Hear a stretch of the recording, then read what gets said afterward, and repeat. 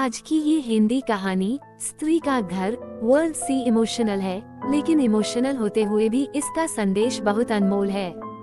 आपकी आंखें थोड़ी नम करने के साथ साथ आपके दिलो दिमाग पर यह कहानी छाप छोड़ जाएंगी, इसलिए इसे एक बार पूरी जरूर पढ़िए। तुम्हें कितनी बार बताया है, मेरे तैयार होने से पहले मेरा नाश्ता तैयार हो जाना चाहिए। शादी के 25 सालों बाद भी मुझे क्यों बार बार एक ही बात बतानी पड़ती है? लता, तुम्हें क्या है? तुम तो आराम से घर पर रहोगी, मुझे काम पर जाना पड़ता है। तुम हो कि हमेशा बेवकूफों जैसी हरकत करती हो। अगर तुम ये जानबूझकर करती हो तो याद रखना, मुझसे बुरा कोई नहीं होगा। आज भी प्रशांत का पारा चढ़ा हुआ था। इन कटु शब्दों में अपना गुस्सा उतारते हुए गीला तौलिया कुर्सी पर फेंकते हुए प्रशांत गुस्से से लता की तरफ देखने लगा। लता के लिए प्रशांत का ये बेवजह का गुस्सा कोई नई बात नहीं थी। वो महीने में 3-4 बार ऐसे ही लता पर बरस पड़ता था। पहले पहले लता उसका विरोध किया करती थी, लेकिन जब कई सालों तक प्रशांत में कोई बदलाव नहीं दिखा तो लता ने खुद को ही बदल दिया। अब प्रशांत के कुछ भी कहने से लता को कोई फर्क नहीं पड़ता था। प्रशांत की हर बात वो चुपचाप सिर नीचे झुकाए सुन लेते थी। शादी के पहले 5 साल तक लता ने पूरी कोशिश की थी कि प्रशांत को बदला जाए, लेकिन फालतू का गुस्सा करना और बाद में लता को भला बुरा कहना, यह मानो जैसे उसकी आदत बन गई थी। कोई भी वाद विवाद होता तो प्रशांत सीधा लता को बोल देता, अगर मैं तुम्हें अच्छा नहीं लगता तो क्यों नहीं चली जाती अपने मायके, क्यों रहती हो मेरे साथ? इतना सब कुछ होने के बावजूद लता प्रशांत के साथ रहती थी, क्योंकि उसे अपनी बेटी की फिक्र थी।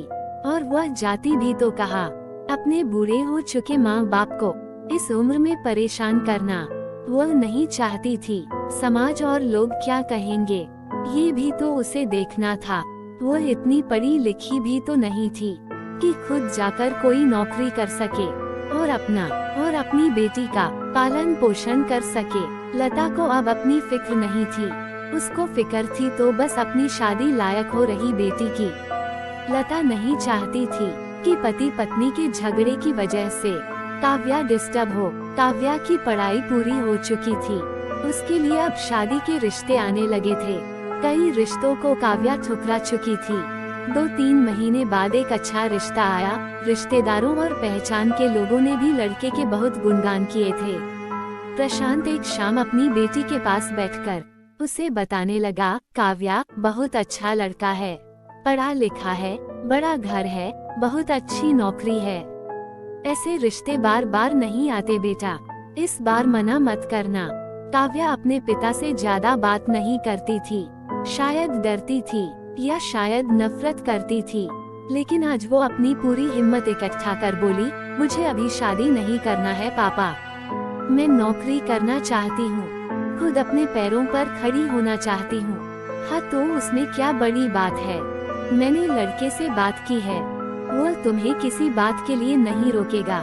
तुम शादी के बाद भी नौकरी कर सकती हो, वो तुम्हें नौकरी के लिए परमिशन दे देगा।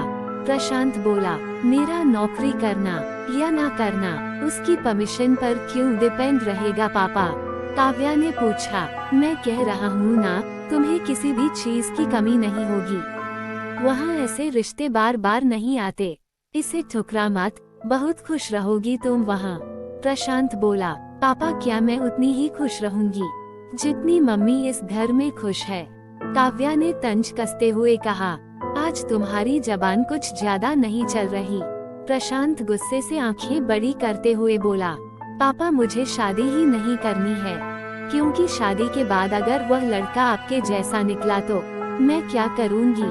मुझे आपके जैसा जीवन साथी नहीं चाहिए, जो बिना बात के मुझ पर हमेशा चिल्लाए।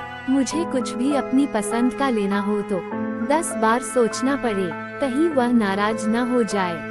मेरी तबीयत कैसी भी हो उसे परवाह ना हो, रोटी थोड़ी सी मोटी बन जाए तो घर सर पर उठा ले, उसकी चेक बुक न मिले तो भी मेरा ही दोष निकाले, और हर छोटी मोटी बात पर मुझे मायके जाने के लिए कहे। काव्या ने अपना दिल खाली करते हुए पापा से सब कह दिया। प्रशांत का गुस्सा 7वें आसमान पर था, लेकिन उसके मुंह से एक भी शब्द नहीं फूट रहा था। वो काव्या की बातें सुन रहा था। काव्या उतना ही बोलकर चुप नहीं हुई। आज पहली बार वो अपने पापा के सामने इतना कुछ बोल रही थी। पापा, अपने माँ के साथ हमेशा गलत व्यवहार किया है। आप अपने ऑफिस का गुस्सा बिना सोचे समझे माँ पर उतार देते हैं। कभी इस बात की परवाह भी नहीं करते कि उन्हें कैसा लगता होगा। आपकी बातें सुन सुन माँ ने अपना स्वाभिमान खो दिया। प्रशांत आज पहली बार अपने किए बर्तावों को महसूस कर पा रहा था। वो इतना ही बोल पाया, जो तुम्हारा मन है वो करो, मैं तो इतना बुरा हूँ ना। काव्या ने प्रशांत का हाथ पकड़ा और बोली, पापा, मुझे सिर्फ एक सवाल का जवाब दे दो। क्या आप चाहेंगे कि मेरा पति आपके जैसा हो? अगर आपका जवाब हाँ है तो कर दीजिए मेरा रिश्ता आज ही, और ना है तो मुझे आत्मनिर्भर बनने दीजिए। प्रशांत कुछ भी न बोल पाया और वहाँ से चुपचाप बाहर चला गया। आज उसे लता के सामने जाने में शर्म आ रही थी। चलते चलते उसकी आंखों से आंसू बह रहे थे। प्रशांत ने आज से अपने आप को बदलने का निश्चय किया। अगले दिन से लता ने अपने पति में काफी बदलाव देखा। वह सोचने लगी कि जो हिम्मत काव्या ने दिखाई है, वो हिम्मत अगर मैं पहले ही दिखा देती तो शायद आज परिस्थिति कुछ और होती। अब काव्या पढ़ लिख कर अच्छी नौकरी करने लगी थी और 3 साल बाद उसके लिए एक अच्छा रिश्ता आया। और उसकी विदाई पर प्रशांत बोला, बेटा तू हमेशा खुश रहेगी, क्योंकि तेरा पति तेरे बाप जैसा नहीं है। प्रशांत की यह बात सुनकर लता और काव्या की आंखों से आंसू बहने लगे। दोस्तों, हमारे समाज में औरतों को भले ही देवी का दर्जा दिया जाता है, लेकिन वह स्वतंत्रता नहीं दी जाती जो उन्हें देनी चाहिए। उन्हें बचपन से ही बताया जाता है कि वह पराया धन है। स्कूल से आने में देर हो जाए तो पिटाई मिलती है। मोबाइल पर बातें करते हुए दिख जाए या खिड़की से झांकते हुए दिख जाए तो शक किया जाता है। माँ बाप का घर तुम्हारा नहीं है, पति का घर ही तुम्हारा घर है। जीवन भर यह बातें बता बताकर उन्हें ससुराल भेज दिया जाता है और एक दिन किसी छोटे मोटे झगड़े में ससुराल वालों से उन्हें सुनना पड़ता है कि इस घर को छोड़ दो और मायके चली जाओ। अब आप ही बताओ दोस्तों, ऐसी स्त्रियों का सच्चा घर कौन सा? आखिरकार वह किस घर को अपना कहें? हमेशा की तरह पूरी कहानी पढ़ने के लिए आपको धन्यवाद। दोस्तों, उम्मीद है ये कहानी आपके दिल को छू गई होगी। ऐसे ही सीधे दिन तक उड़ने वाली कहानियाँ पढ़ने के लिए आप हमारे व्हाट्सएप ग्रुप से जुड़ सकते हैं। कहानी अच्छी लगे तो लाइक करें, कमेंट करें। चैनल पर नया हो तो सब्सक्राइब करना न भूले। धन्यवाद।